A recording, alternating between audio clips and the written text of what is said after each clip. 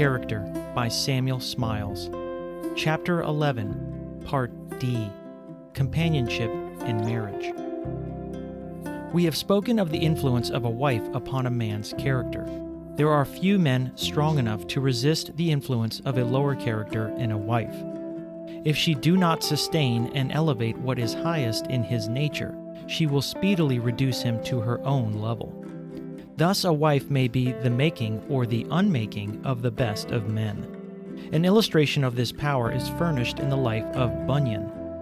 The profligate tinker had the good fortune to marry, in early life, a worthy young woman of good parentage. My mercy, he himself says, was to light upon a wife whose father and mother were accounted godly. This woman and I, though we came together as poor might be, not having so much household stuff as a dish or a spoon betwixt us both, yet she had for her part the plain man's pathway to heaven, and the practice of piety, which her father had left her when he died. And by reading these and other good books, helped by the kindly influence of his wife, Bunyan was gradually reclaimed from his evil ways and led gently into the paths of peace. Richard Baxter, the nonconformist divine, was far advanced in life before he met the excellent woman who eventually became his wife.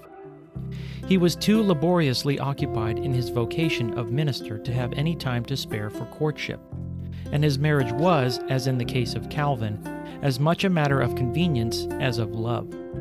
Miss Charlton, the lady of his choice, was the owner of property in her own right. But lest it should be thought that Baxter married her for covetousness, he requested first that she should give over to her relatives the principal part of her fortune, and that he should have nothing that before her marriage was hers. Secondly, that she should so arrange her affairs as that he might be entangled in no lawsuits. And thirdly, that she should expect none of the time that his ministerial work might require.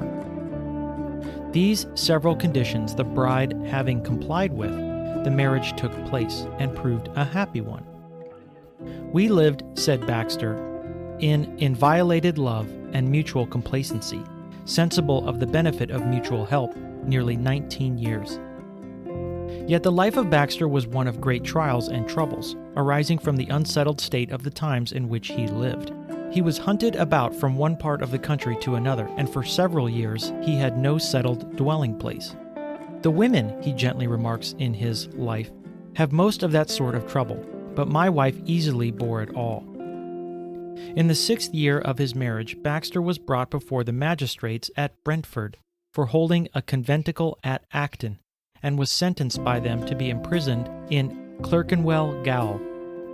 There he was joined by his wife, who affectionately nursed him during his confinement. She was never so cheerful a companion to me, he says, as in prison, and was very much against me seeking to be released.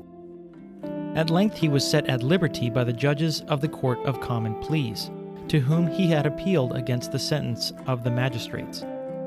At the death of Mrs. Baxter, after a very troubled yet happy and cheerful life, her husband left a touching portrait of the graces, virtues, and Christian character of this excellent woman, one of the most charming things to be found in his works. The noble Count Zinzendorf was united to an equally noble woman, who bore him up through life by her great spirit, and sustained him in all his labors by her unfailing courage. 24 years' experience has shown me, he said, that just the helpmate whom I have is the only one that could suit my vocation. Who else could have carried through my family affairs? Who lived so spotlessly before the world? Who so wisely aided me in my rejection of a dry morality? Who would, like she, without a murmur, have seen her husband encounter such dangers by land and sea? Who, undertaken with him and sustained such astonishing pilgrimages? Who, amid such difficulties, could have held up her head and supported me? And finally, who, of all human beings, could so well understand and interpret to others my inner and outer being as this one, of such nobleness in her way of thinking, such great intellectual capacity, and free from the theological perplexities that so often enveloped me? One of the brave Dr. Livingstone's greatest trials during his travels in South Africa was the death of his affectionate wife, who had shared his dangers and accompanied him in so many of his wanderings. In communicating the intelligence of her decease at Shapanga on the river Zambezi to his friend Sir Roderick Murchison, Dr. Livingstone said, "I must confess that this heavy stroke quite takes the heart out of me. Everything else that has happened only made me more determined to overcome all difficulties. But after this sad stroke, I feel crushed and void of strength. Only 3 short months of her society after 4 years of separation. I married her for love, and the longer I lived with her, I loved her the more. A good wife and a good, brave, kind-hearted mother was she, deserving all the praises you bestowed upon her at our parting dinner, for teaching her own, and the native children too, at Kolobeng. I tried to bow to the blow as from our Heavenly Father, who orders all things for us. I shall do my duty still, but it is with a darkened horizon that I again set about it." Sir Samuel Romilly left behind him in his autobiography a touching picture of his wife, to whom he attributed no small measure of the success and happiness that accompanied him through life. "For the last 15 years," he said, "my happiness has been the constant study of the most excellent of wives, a woman in whom a strong understanding, the noblest and most elevated sentiments, and the most courageous virtue are united to the warmest affection, and to the utmost delicacy of mind and heart, and all these intellectual perfections are graced by the most splendid beauty that human eyes ever beheld." Romilly's affection and admiration for this noble woman endured to the end, and when she died, the shock proved greater than his sensitive nature could bear. Sleep left his eyelids, his mind became unhinged, and 3 days after her death the sad event occurred which brought his own valued life to a close. Sir Francis Burdett, to whom Romilly had been often politically opposed, fell into such a state of profound melancholy on the death of his wife that he persistently refused nourishment of any kind, and died before the removal of her remains from the house. And husband and wife were laid side by side in the same grave. It was grief for the loss of his wife that sent Sir Thomas Graham into the army at the age of 43. Everyone knows the picture of the newly wedded pair by Gainsborough, one of the most exquisite of that painter's works. They lived happily together for 18 years, and then she died, leaving him inconsolable. To forget his sorrow and, as some thought, to get rid of the weariness of his life without her, Graham joined Lord Hood as a volunteer, and distinguished himself by the recklessness of his bravery at the siege of Toulon. He served all through the Peninsular War, first under Sir John Moore and afterwards under Wellington, rising through the various grades of the service until he rose to be second in command. He was commonly known as the hero of Barossa because of his famous victory at that place, and he was eventually raised to the peerage as Lord Lynedoch, ending his days peacefully at a very advanced age. But to the last he tenderly cherished the memory of his dead wife, to the love of whom he may be said to have owed all his glory. "Never," said Sheridan of him when pronouncing his eulogy in the House of Commons, "never was there seated a loftier spirit in a braver heart." And so have noble wives cherished the memory of their husbands. There is a celebrated monument in Vienna erected to the memory of one of the best generals of the Austrian army, on which there is an inscription setting forth his great services during the 7 Years' War, concluding with the words, "Non patria nec imperator, sed conjux posuit."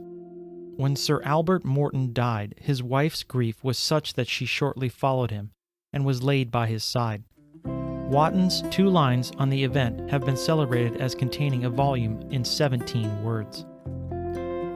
"He first deceased, she for a little tried to live without him, liked it not, and died."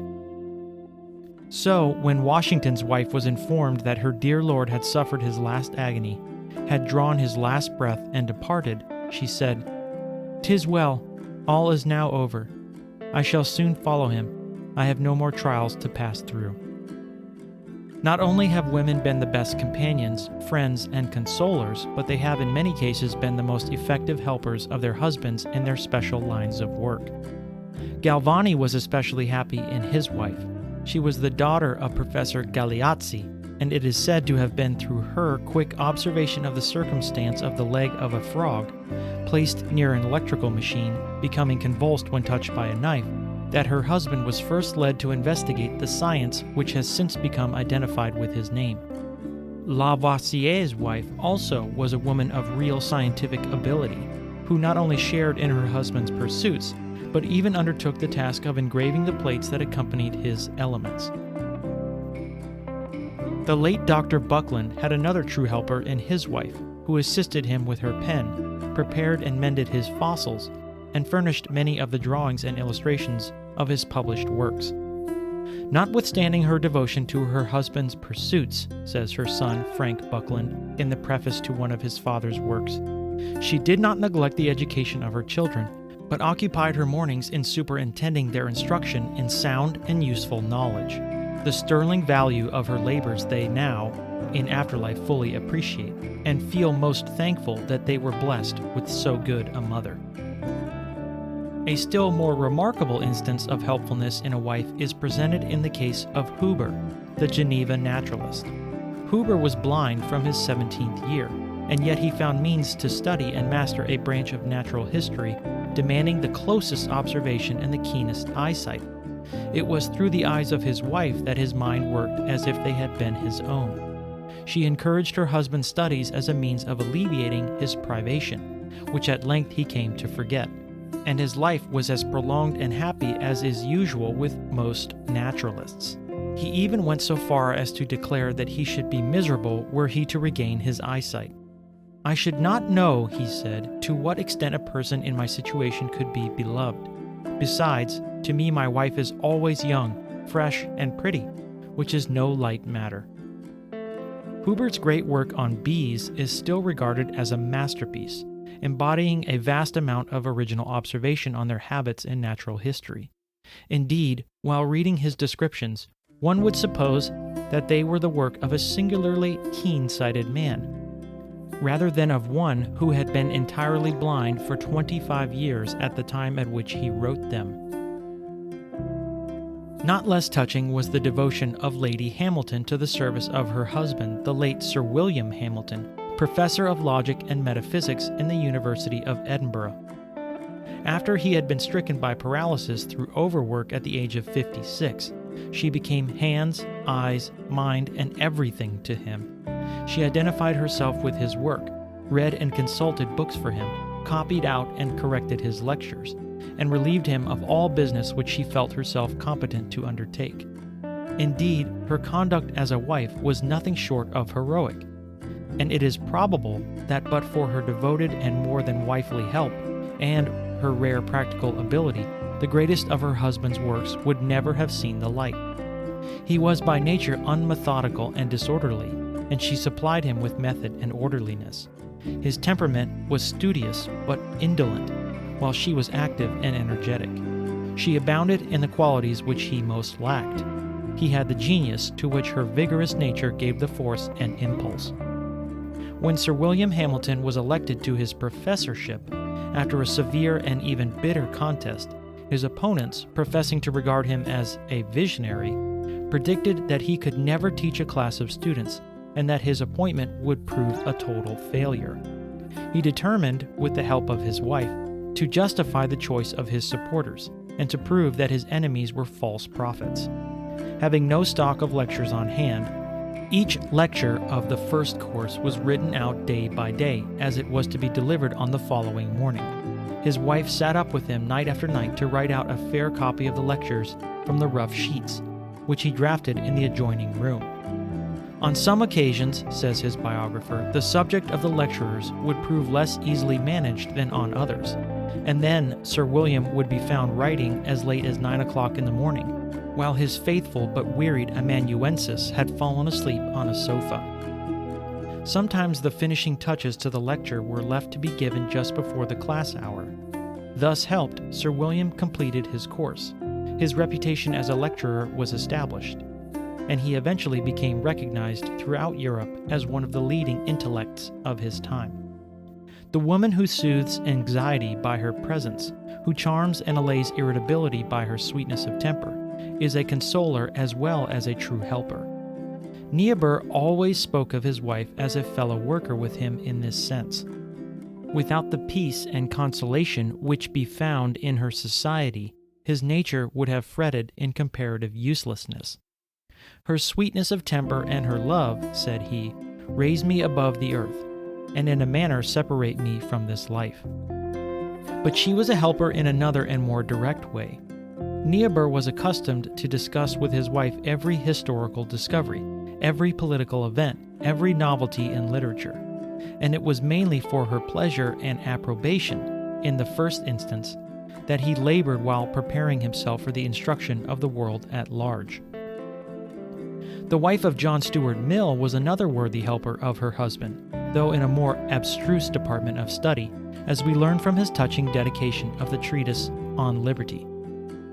To the beloved and deplored memory of her who was the inspirer, and in part the author of all that is best in my writings, the friend and wife, whose exalted sense of truth and right was my strongest incitement, and whose approbation was my chief reward, I dedicate this volume. Not less touching is the testimony borne by another great living writer to the character of his wife, in the inscription upon the tombstone of Mrs. Carlyle in Haddington churchyard, where are inscribed these words: "In her bright existence she had more sorrows than are common, but also a soft amiability, a capacity of discernment, and a noble loyalty of heart, which are rare. For 40 years she was the true and loving helpmate of her husband, and by act and word unweariedly forwarded him as none else could, in all of worthy that he did or attempted." End of section 41.